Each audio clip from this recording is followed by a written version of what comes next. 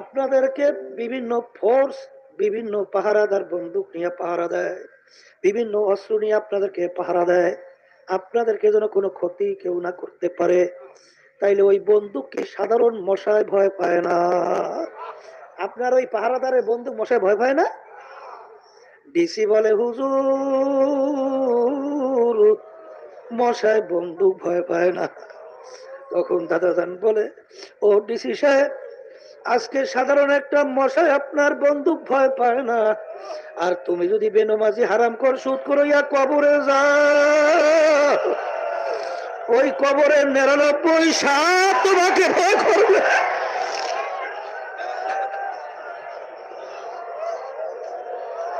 এই কবরের 99 সাপ তোমাকে ভয় করবে, এরকম কোন গ্যারান্টি আছে নাকি ডিসি সাহেব? এরকম কোন গ্যারান্টি আছে? তাইলে বর্মে আগে রিজি করতেছে, ওরে সর্বনাশ, এমন ভাবে জমিনের ভিতরে হাঁটে মনে হয় যেন জমিন ফাইলিয়ে ফেলবে। হ্যাঁ, হায় হায় হায়, জমিন ফাইলিয়ে ফেলো। আল্লাহু আকবার। मिटा दे अपना हस्ती को अगर कुछ मर्तबा चाहो, के दाना खाक के मेले गोले गुलजार होता है। কি এই অস্তিত্ব যতক্ষণ পর্যন্ত বানান নিজেদের একটা বিচি দানা অস্তিত্ব বিলীন না করে, তার থেকে গাছ আশা করা যায়? তাই নিজের অস্তিত্বকে বর্মেয়াগিরি, পীরগিরি, মুফতিগিরি, মহাদ্দেশগিরি, আমি অমুক টমুক সমুক, এসব বাদ দেন। কাসেম নানতুবি রহমতুল্লাহি আলাইহি দেওবন্দ মাদ্রাসার বানিয়েছিলেন না মুরব্বী না?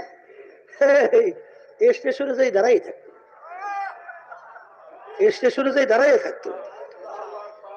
ছাত্ররা যখন আসতো তিনি কুলির দায়িত্ব পালন করতেন, ছাত্রদের কুলির দায়িত্ব। যখন এই ছাত্রদের ব্যাগ বস্তা নিয়ে যখন আসছে, ছাত্র এসে পরিচয় পড়ে, ভাই এতে মাদ্রাসার মোহতামিম। সুবহানাল্লাহ। এখন তো অস্থির হইয়া পাও দরদের, হুজুর বাবা তোমার কি দোষ? এটা তোমার দোষ না। এই হাকিমুল উম্মাদ আশরাফ আলী থানভী রহমাতুল্লাহি আলাইহি অনেক সময় রেলগাড়ি ট্রেন গাড়িতে যাইতে ওই অনেক সব বেঞ্চের নিচে বসে থাকতো। লোকজন যখন সেম তো, হজরত আপনি ওখানে বসছেন কেন? বলে এখানে একটু নিরিবিলি জায়গা, এখানে বসে একটু আমার মাওলার জিকির একটু বেশি করা যায়। কি নিজেকে নিজের অস্তিত্ব কিভাবে বিলীন করছে? আর তোমার আমার অবস্থা কি? একটু কিছু হইলেই আল্লাহ একটু নিয়ামত দান করলে, একটু কথা বলার যোগ্যতা দান করলে, আরে সর্বনাশ। এই তোমাকে আল্লাহ যোগ্যতা দান করছে, তোমাকে তো আল্লাহ যোগ্যতা নাও দিতে পারত। এই বেটা শুকরিয়া আদায় করে মাথার নিচে যাবে না যে মালিক এই নিয়ামত তুমি অন্যকে দাও না, তুমি আমাকে দান করছো। এইটা বললে যখন তোমার মাথা নিচু হবে, তখনই আল্লাহর রহমত গড়াইয়ে গড়াই যাবে। আর নেয়ামত পাইয়া ইবলিস শয়তান হইছো। ইবলিস, ইবলিস শয়তান। ইবলিস শয়তান হচ্ছে বড় আলেম আছে কিনা? ছিল। আসমানি কিতাবের সংখ্যা 104। এই 104 কিতাবের এলেম আল্লাহ রাব্বুল আলামিন ইবলিসকে দান করছিল, ঠিক না?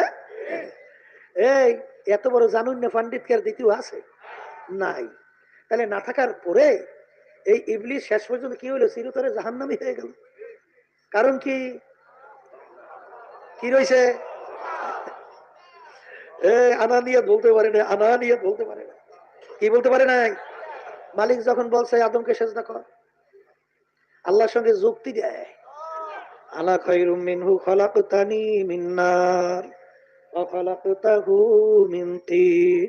হে আমার দয়ার মালিক, আপনি আমাকে বানাইছেন আগুন, আর আদমকে বানাইছেন মাটি। আগুনের গতি ঊর্ধ্বে, মাটির গতি নিম্নে। যার গতি ঊর্ধ্বে সম্মান বেশি, উচিত ছিল আদম আমাকে সেজদা করবে, আমি আদমকে কেন সেজদা করব? নাউজুবিল্লাহ। এই কার সঙ্গে যুক্তি দেয়? কার সঙ্গে যুক্তি দেয়? ওরে খবিস, মালিকের হুকুম তো মানিই নেয়, আবার যুক্তি পেশ করে। হ্যাঁ, শেষ পর্যন্ত চিরতরে জাহান্নামের হুকুম দিয়া লান্নাতের তাওয়াব গলার মধ্যে ফরাইয়া এইবার বেয়াদব বললা বের হবে আদব। কথা ঠিক কিনা? সবসময় মনে রাখেন, আদম আলাইহিস সালাতু ওয়াস সালামও